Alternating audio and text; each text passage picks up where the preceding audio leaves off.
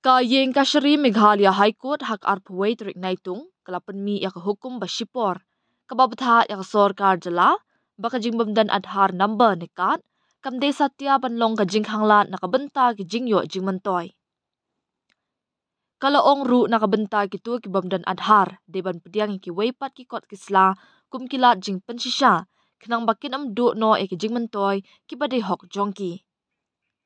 Kani ko hukum kalami hababishar ya Public Interest Litigation PIL bala mudui da unong tremon ngobha u Granite M Sangma u bala tunjuk persya ya kajingpan bena bala penmi da sorkar jela hakalai puai trik risau arjar arpulai kababtha iki kena ki bakwa banyo jingmantoy banyo biang ya pisa bailot fees compensation nakabenta ka post matric scholarship jong ki samla puli STSC free studentship ka scheme lani ka jingarap pisa siya ki samla STSC ka jela ki bamyo ya ka no ko scholarship baki de ban don yaw adhar identification number.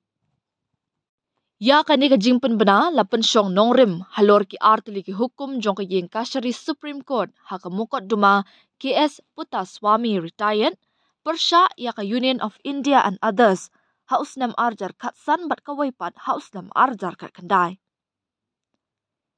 Ka yeng ka Shri ka shim bak adhar act kam shim la penduk ya ka hok jong ki no kunu ki briu bakin yo e ki jingmantoy lada kim don ya u adhar number.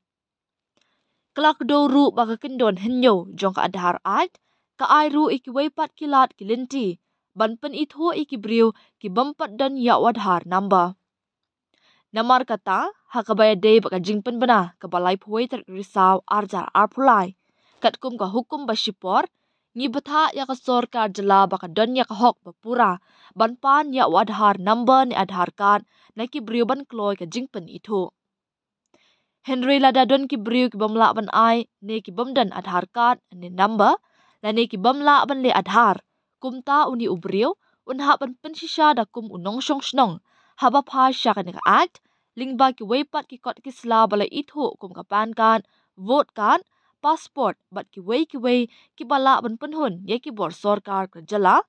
ong ka division bench u Chief Justice IP Mukherjee bat Justice W Dingdo hak hukum.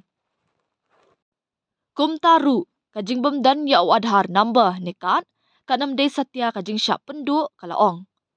Ya kani ka PIL on sabu hakathop ban syong bishar biang hakakat artrik nailar arjar arpesan kata hadien baka yeng kashari kala syong perkhat bha ya kani kakam kenthop yak adhar act rules ki hukum jong ka yeng kashari Supreme Court pat ki way.